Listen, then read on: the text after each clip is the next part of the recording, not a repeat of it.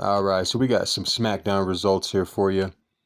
Braun Breaker, Paul Heyman, Bronson Reed, and Logan Paul came out to the ring and started talking for a brief moment until the Usos interrupted them and came out to act like they were going to fight or do something. But then it was brought to their attention that Cody Rhodes was attacked backstage by Drew McIntyre, which they thought Cody was coming out at first, and then Cody never came out, and then it was revealed that he got beat down by McIntyre. That pretty much was it for that segment. The Usos ran to the back to check on Cody, but as they were going, Braun Breaker mocked him while he was still in the ring.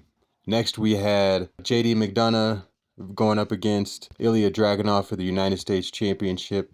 This was a pretty good match. Some good spots, some good maneuvers.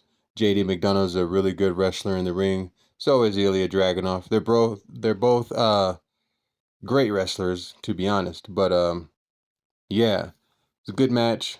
And ultimately, JD McDonough falls to Ilya Dragunov, and Ilya retains the United States Championship.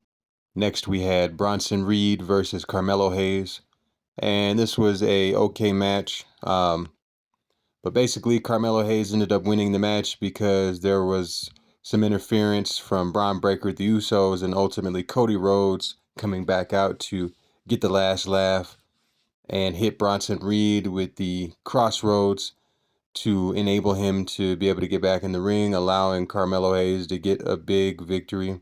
And the crowd popped for Carmelo Hayes. They wanted him to win, so he got a nice reaction from the crowd.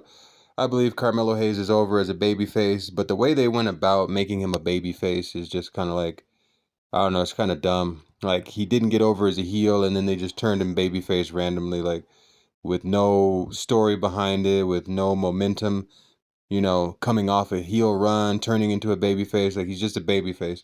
But fans like him. He's over. He's great in the ring. He's entertaining enough on the microphone. Like, so, hey, it all works out, right? Carmelo Hayes wins, and we are going to check out what happened next. DIY versus Fraxium. Honestly, I didn't care for this match. I just kind of glanced away and barely watched it. Ultimately, Johnny Gargano's wife took Axiom's mask off, and then he got rolled up and pinned by Johnny Gargano himself.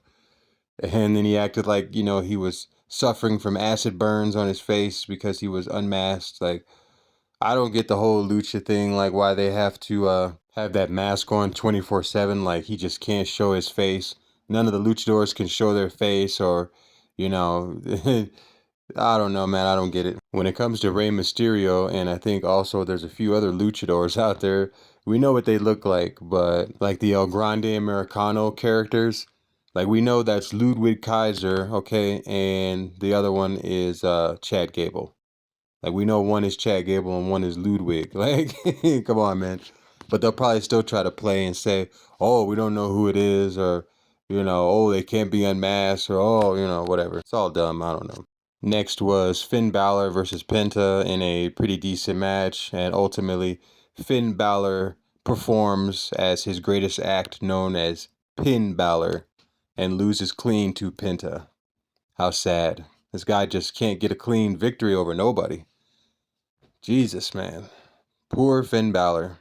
Last segment that ended the show was Charlotte Flair, Alexa Bliss, Io Sky, and Rhea Ripley coming out again to talk about how they can all get along and how they're going to get along and be best friends in the War Games match, which led to AJ Lee's music hitting and her being introduced as the fifth member.